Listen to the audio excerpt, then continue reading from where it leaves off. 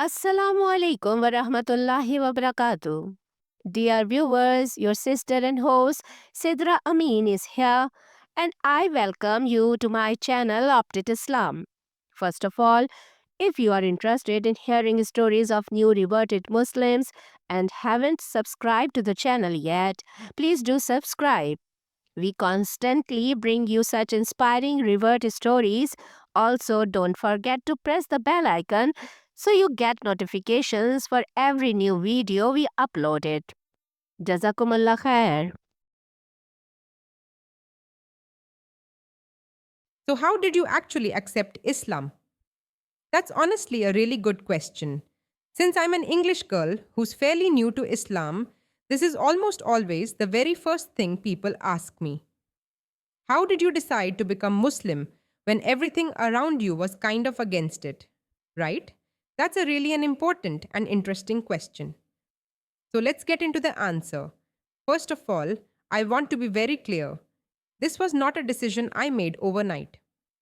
I accepted Islam 2 years ago, so I've been Muslim for about 2 years now.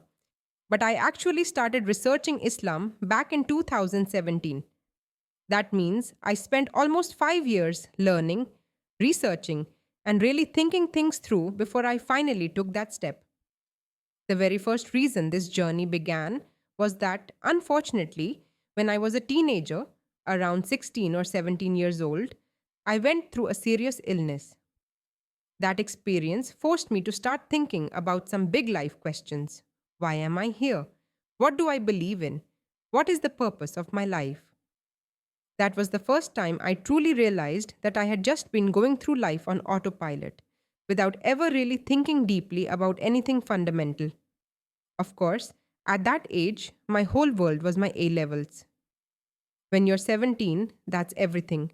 But this experience pulled me completely out of my normal routine and changed the way I thought about life. Don't get me wrong, during the first year, maybe even a little longer, I was very angry and full of complaints. I used to think, if God really exists, why would He give cancer to a literal child? But eventually, I reached a point where I started thinking differently. I realized this experience was a lesson and that I couldn't just go back to my old life. What happened to me happened for a reason. So, what was I supposed to learn from it? Around that time, I started listening to self improvement podcasts, kind of as a way to pull myself together. I told myself, okay, Beth, get back to your best version. Get moving again. Be productive. Turn this painful experience into something positive. Yes, I went through a lot, but now it was time to move forward, motivate myself, and improve my life.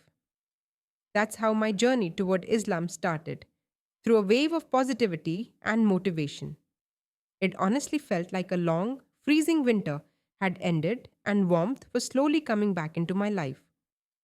Around this time, I gradually shifted my focus and started listening to scholars.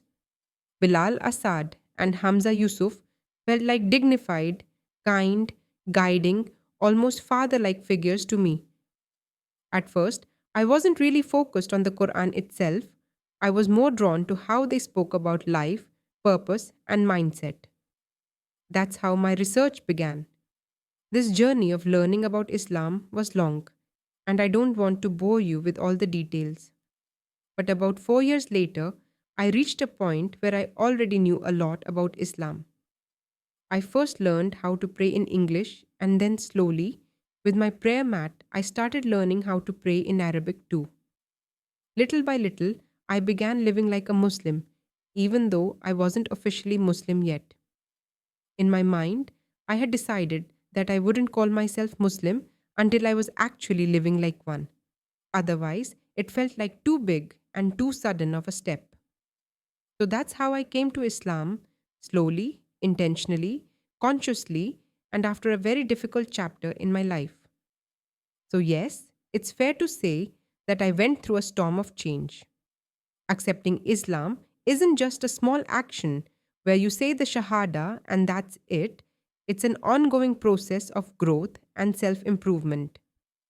Once you're Muslim, you carry a responsibility to show your best character in front of non Muslims because your behavior represents Islam far more than your words ever could. The Prophet Muhammad, peace be upon him, was known for his honesty, patience, and mercy, even toward those who opposed him. People often connect your smallest mistake to Islam itself.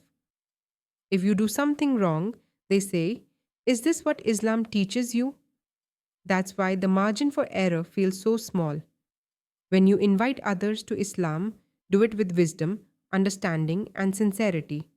Share facts and evidence that touch both the heart and the mind. Talk about the scientific signs in the Quran, the quality of life Islam offers humanity, and the peace it brings to the soul. Explain how Islam uplifts society, protects rights, and promotes justice for everyone. Presenting Islam with knowledge and confidence helps people understand that it's not just a religion, it's a complete way of life filled with mercy and wisdom. When people see how much peace and strength Islam gives you, they'll naturally be drawn toward it. Your good character might be the reason someone starts learning about Allah.